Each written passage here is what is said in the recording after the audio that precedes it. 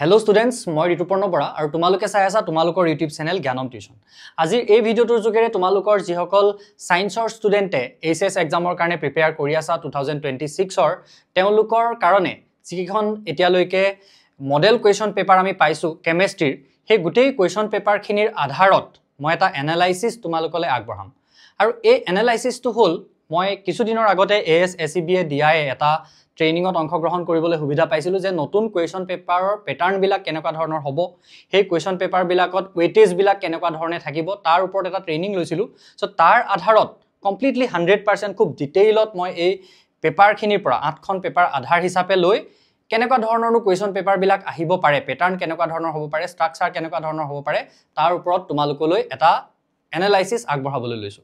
গতিকে তোমালোকে যদি এই ভিডিওটো চাই যোৱা হেকলৈকে তেতিয়াহলে তোমালোকৰ লাভ কি হ'ব যে তোমালোকে যেতিয়া এক্সামত বহিবা এটলিষ্ট পেপাৰখন দেখি ভয় নোখোৱা এইবিলাক সন আনকমন কুৱেশ্যন আহি গল তেনেকুৱা ধৰণৰ তোমালোকৰ নালাগিব কাৰণ বহু দিনৰ পৰা আমাৰ ট্ৰেডিশনাল ওয়েতে কিছুমান কুৱেশ্যন চলি আহিছে আমি চালেই গম পাওঁ যে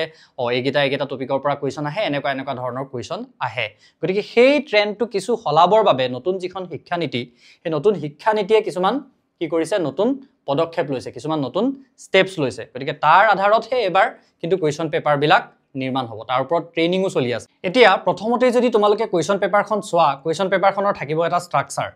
তাৰ মানে ষ্ট্ৰাকচাৰ মানে কি কেনেকুৱা ধৰণৰ হ'ব তো তাৰ মানে সেকশন ওয়াইজ থাকিবনে সব একেল ঠাৰি থাকিব কুৱেশ্যন পেপাৰ বিলাকত ফিজিক্যাল কেমিষ্ট্ৰি প্ৰথমতে আহিব inorganic chemistry then organic chemistry তেনেকুৱা ধৰণে আহিব নে কেনেকুৱা ধৰণে আহিব হেতু হল ষ্ট্ৰাকচাৰ। গতিকে এই ষ্ট্ৰাকচাৰটো কেনেকুৱা দেখিবা মেইনলি তোমালোকে দেখিবা যে CBSE ষ্টাইলৰ কুৱেশ্যন পেপাৰ CBSE যেনেকুৱা ধৰণৰ ষ্টাইলৰ কুৱেশ্যন পেপাৰ বিলাক থাকে তেনেকুৱা টাইপৰ হ'ব A to D চাৰিটা সেকশন তোমালোকে দেখিবলৈ পাবা section A section B section C section D তেনেকৈ চাৰিটা পাৰ্ট থাকিব প্ৰত্যেকখন কুৱেশ্যন পেপাৰ যিকেইখন মই পালো 8খন কুৱেশ্যন পেপাৰ তাত হেতু প্ৰচলিত হৈছে। দেন তাৰ লগতে কিছুমান কুৱেশ্যন এনেকুৱা ধৰণৰ আছে যিবিলাক কেস বেসড কুৱেশ্যনছ হয় এনেকুৱা ধৰণৰ কুৱেশ্যন তোমালোকে কিছুমান পাবা এই তোমালোকে 2-3 বছৰৰ পৰা সাকে দেখি আছা যে ষ্টুডেন্টে খুব হৈহাল্লা লগা এক্সামৰ পৰা ওলাই আহি যে কিতাপৰ বাহিৰৰ কুৱেশ্যন আহিলে একচুয়ালি কিতাপৰ যদিও বাহিৰৰ হয় এনেকুৱা ধৰণৰ কিছুমান কুৱেশ্যন তাত থাকিব যিবিলাক কুৱেশ্যন তোমালোকৰ কিতাপত থকা কনসেপ্টখিনিৰ আধাৰত তোমালোকে কৰিব পাৰিব লাগে ৰিয়েল লাইফৰ লগত ৰিলেট কৰি বা তেনেকুৱা ধৰণৰ কুৱেশ্যন কিছুমানো দেখিবলৈ পাবা নতুন কুৱেশ্যন পেপাৰৰ প্যাটাৰ্নত ওকে। দেন আহি গল যে mix of organic physical and inorganic in every paper. এতিয়া এই বস্তুটো যদি তোমালোকে আগতীয়াকৈ গম পোৱা যে মিক্স হৈ আহিব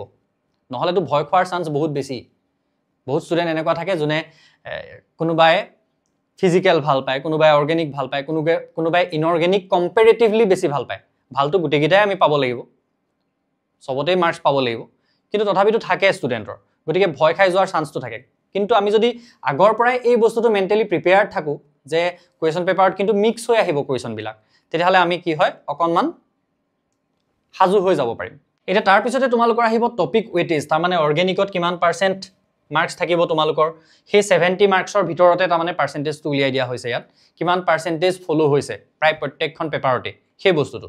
ইয়াত দেখা গৈছে যে ফিজিক্যাল কেমিষ্ট্ৰিত 35% মাৰ্কস কভাৰ হৈছে অৰ্গেনিক কেমিষ্ট্ৰিত 40% দেখিছা অৰ্গেনিক কেমিষ্ট্ৰিয়ে পুৰা ডমিনেট কৰি থৈছে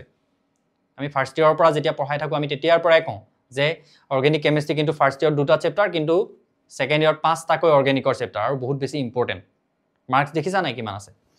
নেক্সট আহি গল ইনঅৰ্গেনিক কেমিষ্ট্ৰিত 25% মাৰ্কস তোমালোকৰ কভাৰ হ'ব। তাৰ পিছতে কি কৈছো দেখিছা কমন টপিকস কিন্তু মই এইটো তোমালোকক ক'বলৈ যোৱা নাই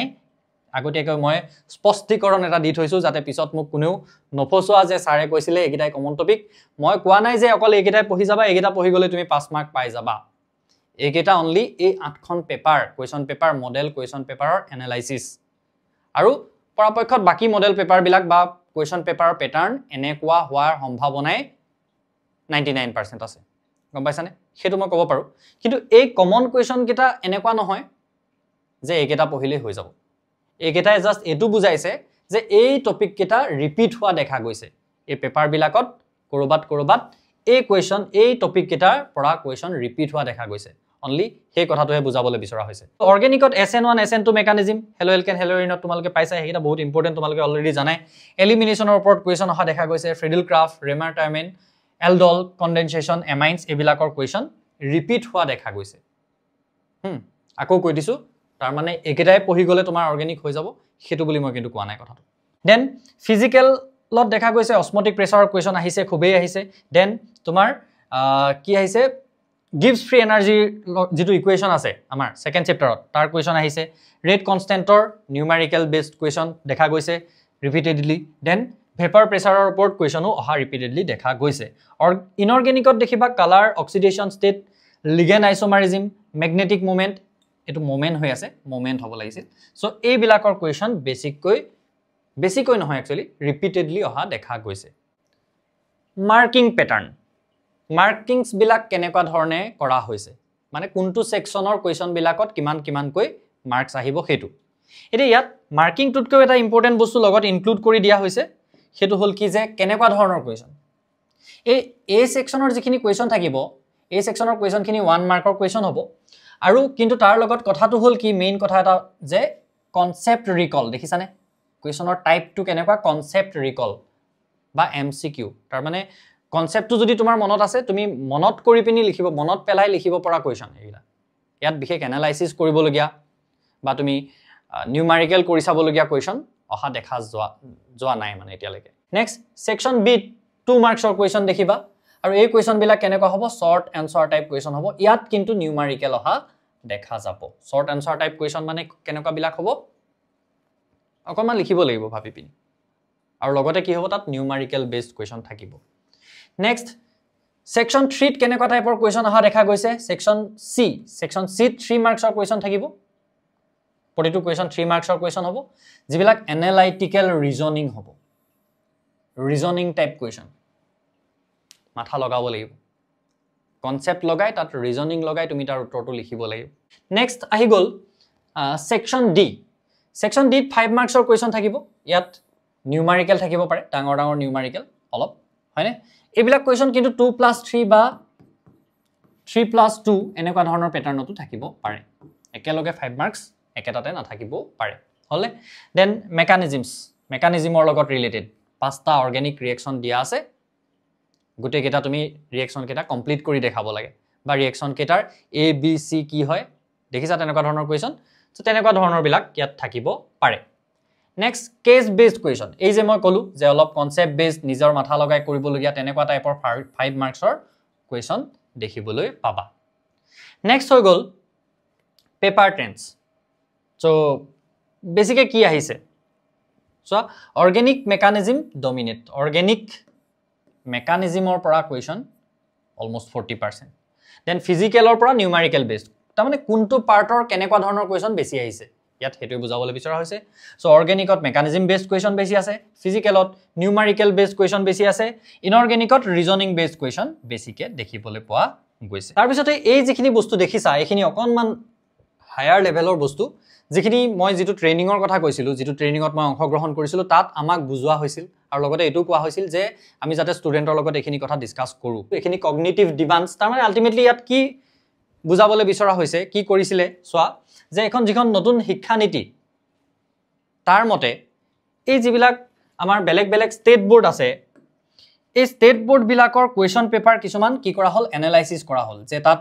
কনসেপ্ট বেসড কোৱেশ্চন নো কিমান আছে এনালাইসিস কৰিবলগিয়া কোৱেশ্চন কিমান আছে মুখস্থ কৰি লিখিবলগিয়া কোৱেশ্চন কিমান আছে এবিলাক বেলেগ বোৰ্ডৰ নাম বেলেগ ষ্টেট বোৰ্ডৰ নাম মই যেহেতু স্ক্ৰিনশ্বট লৈছো বেলেগ এটা প্ৰেজেন্টেশনৰ পৰা সেই কাৰণে হয়তো ইয়াত তোমালকে ভালকে দেখা না পাবা কিন্তু বুজিলোৱা যে এইবিলাক বেলেগ ষ্টেট বোৰ্ডৰ নাম আৰু এই কালাৰ বিলাকে ৰিপ্ৰেজেন্ট কৰিছে বেলেগ টাইপৰ কোৱেশ্চন এই যেটো লাইট ব্লু কালাৰ হেতু analyse based question dark blue to apply এটো orange colour to remember just মনত পেলাই আমি লিখি দিব পৰা মুখস্থ কৰি গৈ লিখিব পৰা টাইপ কোৱেশ্চন দেন এই ভায়োলেট কালাৰ টু আন্ডাৰস্ট্যান্ড কৰি আমি বুজি পিনি লিখিব লগিয়া কোৱেশ্চনক ৰিপ্ৰেজেন্ট কৰিছে গতিকে এইখিনি যদি তোমালকে সোৱা দেখিবা যে সব বহুত বেছি ইমবেলেন্স কোনোবাখন পেপাৰত ৰিমেম্বাৰ জাস্ট মুখস্থ কৰি লিখিব লগিয়া কোৱেশ্চন ইমান গাল আছে কোনোবাখন পেপাৰত মুখস্থ কৰি লিখিব লগিয়া কোৱেশ্চন নাই বুজি লিখিব লগিয়া কোৱেশ্চনে বহুত বেছি আছে এখনত অকল বুজি লিখিব লগিয়া আৰু মুখস্থ কৰি লিখিব লগিয়াই আছে এনালাইসিস কৰিব লগিয়া এটা কোৱেশ্চনো নাই মানে মেইন কথাটো হল যে বহুত বেছি ইমবেলেন্সড আকৌ তেনেকৈ বেলেগ আৰু আধাৰত ইয়াক ডিসকাস কৰিলে যেনেকৈ তোমাৰ long answer type question MCQ question short answer এইবিলাক বেলেগ কালাৰে আমি বুজাবলৈ বিচাৰিছো ইয়াত যিবিলাক লাইট ব্লু দেখিছা হেবিলাক লং আনসাৰ যিবিলাক ডাৰ্ক ব্লু দেখিছা হেবিলাক এমসিকিউ যিবিলাক অৰেঞ্জ কালাৰ দেখিছা হেবিলাক শৰ্ট আনসাৰ আৰু ভায়োলেট কালাৰ যিবিলাক দেখিছা হেবিলাক হল ভেৰি শৰ্ট দেখিছানে কিমান ইমবেলেন্সড কোনোবাখন পেপাৰত এগালমান আছে শৰ্ট আনসাৰ টাইপ কুৱেশ্যন, ক'ৰবাত নাই একদম কমকৈ আছে, ক'ৰবাত লং কুৱেশ্যন টাইপ এগালমান আছে, ক'ৰবাত বহুত কমকৈ আছে। চ' বহুত বেছি ইমবেলেঞ্চড। তেনেকৈ আৰু কেইটামান আধাৰত ইয়াক চোৱা গ'ল আৰু চাই দেখিলে যে গোটেই ষ্টেটবিলাকৰ পেপাৰবিলাক বহুত বেছি ইমবেলেঞ্চড হয়। চ' এই ইমবেলেঞ্চড হ'লে অসুবিধাটো কি হয় ষ্টুডেণ্টৰ, যে যেতিয়া ষ্টুডেণ্ট এজনে এখন বোৰ্ডৰ পৰা পঢ়ি আছে, সদায় এনেকুৱা ধৰণৰ এটা প্ৰেক্টিছ হৈ আছে যে মুখস্থ কৰি লিখিলেই হৈ যায়, এনেকুৱা ধৰণৰ ট্ৰেডিশ্যনেল কুৱেশ্যনবিলাকে আহি থাকে, সি সেইবিলাকেই মুখস্থ কৰি থাকে, সেইবিলাকে পঢ়ি থাকে। চ' তাৰ ফলত কি হয়, যেতিয়া NEET, JEE তেনেকুৱা টাইপৰ কম্পিটিটিভ এক্সামবিলাক দিয়ে, চ' কিছুমান বৰ্ডৰ ষ্টুডেণ্টে ক্ৰেক কৰিব নোৱাৰেই প্ৰায়। চ' নোৱাৰাৰ কাৰণটো হ'ল সেইটো, কাৰণ সদায় ইজি লেভেলৰ কুৱেশ্যনবিলাক ডিছকাছ কৰি থকা হয়। সদায় তাৰমানে কি হয়, ল' অৰ্ডাৰ থিংকিং, তাৰমানে এই মুখস্থ কৰি লিখিবলগীয়াবিলাকেই কৰি থাকে। হাই অৰ্ডাৰ থিংকিং হ'লে কোনবিলাক হ'ব, যিবিলাক আমি বুজি লিখিব লাগে, এনালাইচিছ কৰিব লাগে, তেনেকুৱা ধৰণৰ কুৱেশ্যনবিলাক কৰা নহয়। চ' যাতে বেলেঞ্চড হয়, যেনেকৈ আমাৰ খানা প্লেটখন বেলেঞ্চ হ'ব লাগে, অকল আমি কাৰ্বহাইড্ৰেট খালেই নহ'ব, বা অকল প্ৰটিন খাই দিলেই নহ'ব, অকল ভিটামিন খালেই নহ'ব, চব বেলেঞ্চ কৰি খাব লাগে। চ' তেনেকৈ কি কৰিলে, ভাবিলে যে এই কুৱেশ্যন পেপাৰবিলাক বেলেঞ্চ কৰি দিলে কি হ'ব, সব বৰ্ডৰে সুবিধা হ'ব। আৰু তাৰ পৰা এনেকুৱাও সুবিধা হ'ব যে কোনোবা ষ্টুডেণ্টৰ যেনিবা মাক দেউতাক এতিয়া অসমত চাকৰি কৰি আছে, বেলেগ ক'ৰবালৈ ট্ৰান্সফাৰ হৈ গুচি গ'ল, সিওতো বৰ্ডখন চেঞ্জ কৰিব লাগিব ষ্টুডেণ্টটোৱে। চ' তাত যদি এনেকুৱা এখন বৰ্ড পায়গৈ য'ত কুৱেশ্যনৰ পেটাৰ্ণ একেবাৰে নিমিলেই ই আগতে থকা বৰ্ডখনৰ লগত, তেতিয়াতো তাৰ বহুত প্ৰব্লেম হ'ব। চ' সেই প্ৰব্লেমবিলাক যাতে ছল্ভ হয়,